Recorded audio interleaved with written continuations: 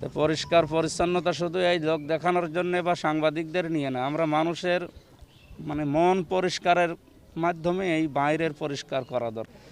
আমির জামাত আমাদের বিরোধী দলীয় নেতা, উনি একেবারে স্পষ্টভাবে আমাদের এমপিদের সামনে এই ট্রেনিং চলাকালীন জানিয়েছে যে আমরা ভালো কাজ এসে যেই করুক, এখানে দল বেদল আমরা না, ভালো কাজ যেই করুক সাহায্য করব এবং সহযোগিতা করব।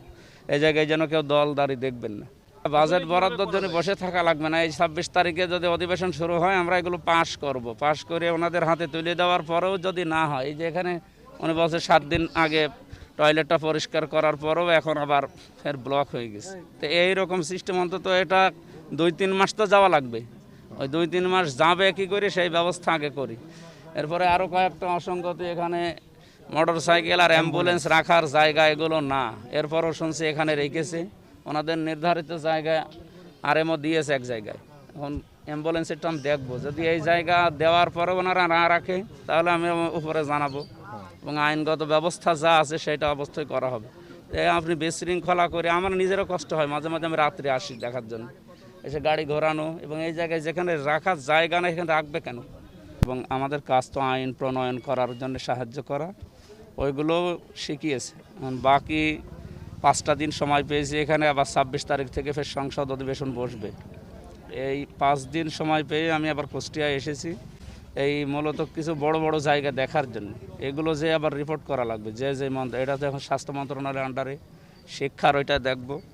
এরপরে আরও যে সমস্ত বিভাগগুলো আছে, কয়েকটা 15টা বিভাগের দায়িত্ব আমি কালকে শুনেছি, আমি 4-5টা হয়তো নিজে জানাবো।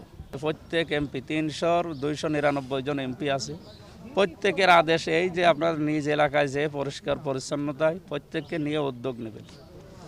তা আমরা যেহেতু ওই যে বললেন যে 250 জায়গায় 1500 হয়ে যাচ্ছে, অলরেডি খোঁজ নিয়েছি, এখানে 250 বেডের আর একটা হাসপাতাল অলরেডি কুষ্টিয়ায় বানানোর চিন্তাভাবনা আছে সামনে।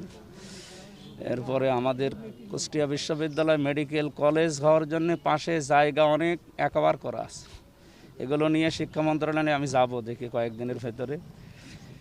ইনি হাসপাতালের দায়িত্বে আরএমও অনেকগুলো জায়গা আমাকে দেখিয়েছে, আমি আরও দেখব এইগুলো যেন সঠিকভাবে ব্যবহার করা হয়। আর এই যে একটা জিনিস দেখে মনটা খুব খারাপ হয়ে গেল, পানি পড়তেছে উপরে, ছাদটা নষ্ট হয়ে যাচ্ছে, এই বিষয়টা তো মেনে নেওয়া কঠিন।